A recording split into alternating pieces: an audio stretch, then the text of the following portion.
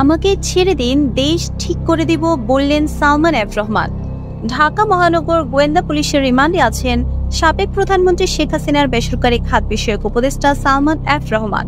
New market থানায় দায়ের হওয়া হকার শাহজাহান আলী হত্যা মামলায় গত 13ই আগস্ট তাকে গ্রেফতার করা হয়। রাজধানীর মিন্টো রোডে ডিবি পুলিশ কার্যালয়ে তার রিমান্ড চলছে। জিজ্ঞাসাবাদে ডিবিকে সালমান এফ রহমান তাকে ছেড়ে দিতে বলেন। তার ভাষ্য, আমাকে আটকে রাখলে আমার বিভিন্ন প্রতিষ্ঠানে কর্মরত 80,000 লোক বেতন পাবে না। বিভিন্ন ব্যাংক থেকে যে ঋণ নেওয়া হয়েছে সেই ঋণের কিস্তি দিতে পারবে না। এতে দেশেরই ক্ষতি হবে। তাই আমাকে ছেড়ে দিন, আমি দেশ ঠিক করে দেব। এই সময় ডিবি কর্মকর্তা বলেন, আপনি ঠিক করলে এখানেই করুন, কোর্টে গিয়ে কথা বলুন, কিন্তু আপনাকে ছাড়া হবে না। একের পর এক মামলায় কমপক্ষে 1 বছর আপনাকে রিমান্ডেই থাকতে হবে।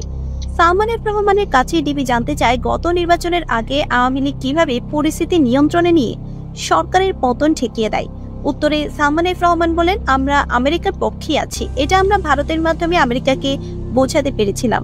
আমরা তাদেরকে আরো বুঝিয়েছিলাম, বাংলাদেশকে বাঁচাতে হলে শেখ হাসিনার বিকল্প নেই।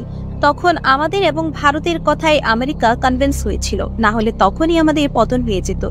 এর আগে সালমান এফ রহমান ডিবিকে জানান, তিনি আগেও 2 বার জেল খেটেছেন, সুতরাং জেলে রাখলে তার সমস্যা হবে না, কিন্তু দেশ ক্ষতিগ্রস্ত হবে। সালমান এফ রহমানকে ডিবি কর্মকর্তারা বলেন, মামলা তো মাত্র শুরু, কতগুলো মামলা হবে তা আমরাও জানি না। আপনাকে শুধু আদালতে যেতে হবে আর ডিবিতে আসতে হবে। এই সময় সালমান এফ রহমান বলেন, 1/11 সময় 2 বছর জেল খেটেছি, সুতরাং সমস্যা হবে না। তিনি বলেন, আমাকে জেলে রাখলে দেশের ক্ষতি হবে। প্রসঙ্গত, ছাত্র জনতার অভ্যুত্থানের মুখে গত 5ই জানুয়ারি প্রধানমন্ত্রী শেখ হাসিনা পদত্যাগ করে দেশ ছাড়েন।